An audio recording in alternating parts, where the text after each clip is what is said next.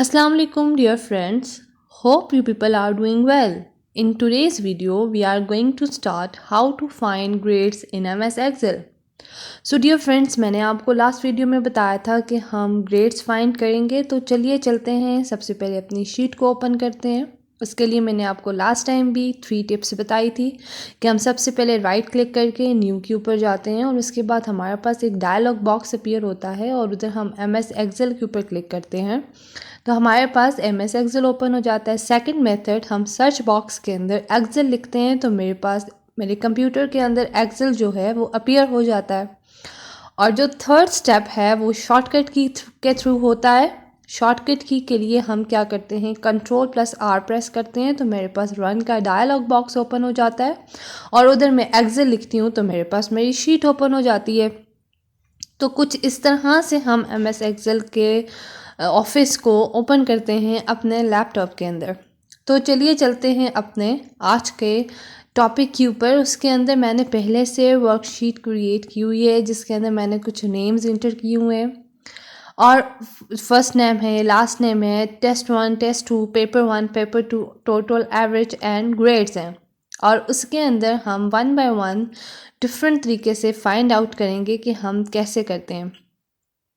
इसी तरह से हमने ग्रेड्स की स्ट्रेटजीज़ को 5 पार्ट्स में डिवाइड किया हुआ है कि 90 और 90 से अबव ए ग्रेड होगा, 80 और 80 से अबव बी होगा, इसी तरह सी, डी और एफ होता है। अब मैं टेस्ट 1 के अंदर एंट्री कर रही हूँ तो टेस्ट 2, पेपर 1, पेपर 2 और उसके बाद मैं टोटल करूँगी। मैंने आपको प्रीवियस वीडियो में भी बताया हुआ है कि हम कैसे टोटल करते हैं। इधर भी बता रही हूँ, दोबारा से आप मेरी प्रीवियस वीडियो को भी देख सकते हैं। आपने टोटल के अगर 2 से 3 मेथड्स को देखना है तो हम सबसे पहले इक्वल्स टू एंटर करते हैं, फिर सम लिखते हैं और ब्रैकेट्स इंसर्ट करते हैं और उस स्पेसिफिक सेल्स को सिलेक्ट करते हैं जिनको हमने ऐड कराना है। और इसके बाद हम अगर चेंजेस करते हैं तो ऑटोमेटिकली वहाँ पे चेंजेस अपीयर हो जाती हैं, जैसे आप देख सकते हो मैं आपके सामने स्क्रीन के ऊपर कर रही हूँ। उसके बाद सेकंड स्टेप हमारे पास क्या आ जाता है, एवरेज का, और उसके लिए भी मैं इक्वल्स टू एवरेज लिखूँगी और मेरे पास एवरेज का वहाँ पे ऑटोमेटिकली फार्मूला अपीयर हो जाता है। और अपने सेल्स को सिलेक्ट करूँगी जिनकी मैंने एवरेज निकालनी है। मैंने 4 सब्जेक्ट्स की निकालनी है तो मैंने उन 4 को सिलेक्ट किया तो मेरे पास एवरेज आ गई। और अगर मैंने चेंजेस की हैं तो एवरेज के अंदर ऑटोमेटिकली चेंजेस अपीयर हो जाती हैं। तो ये था इस तरह से टोटल और एवरेज। आज हम बात करते हैं ग्रेड्स की, और ग्रेड्स के अंदर मैंने जो स्ट्रैटेजीज अपनाई हुई हैं उसी के अकॉर्डिंग में अपना फार्मूला अप्लाई करूँगी अपने ग्रेड्स के सेल के अंदर।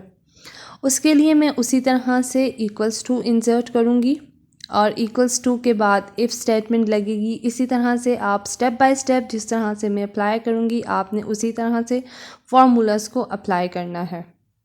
इक्वल्स टू के बाद आपके पास इफ़ स्टेटमेंट आ जाएगी और हम क्या करेंगे, लॉजिकल टेस्ट है आपके पास कि आपने क्या करना है। अगर जिस स्टूडेंट्स के मार्क्स 90 हैं या 90 से ग्रेटर हैं तो उसको ए ग्रेड देना है।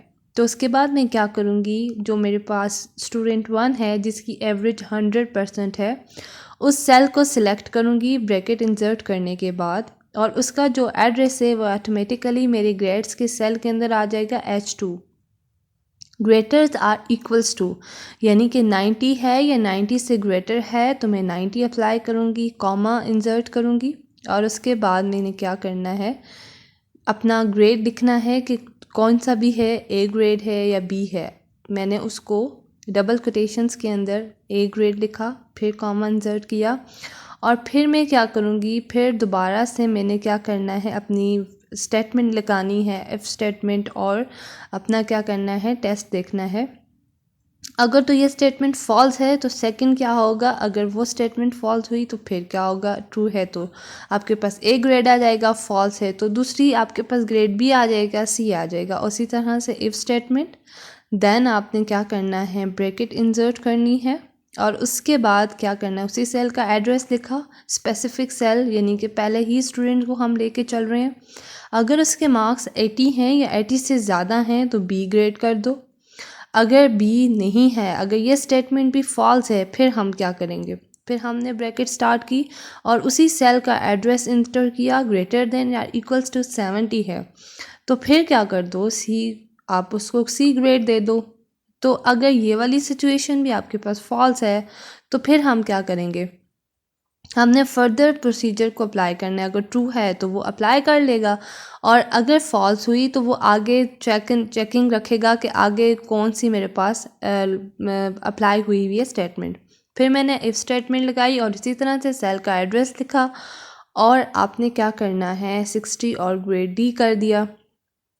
अगर ये वाली स्टेटमेंट भी फॉल्स हुई तो फिर क्या करोगे, फिर आपके पास इफ़ एफ स्टेटमेंट आ जाएगी। और इसी तरह से मैंने क्या किया, अगर आपके पास 7 इससे लेस है तो क्या कर दो, एफ स्टेटमेंट दे दो।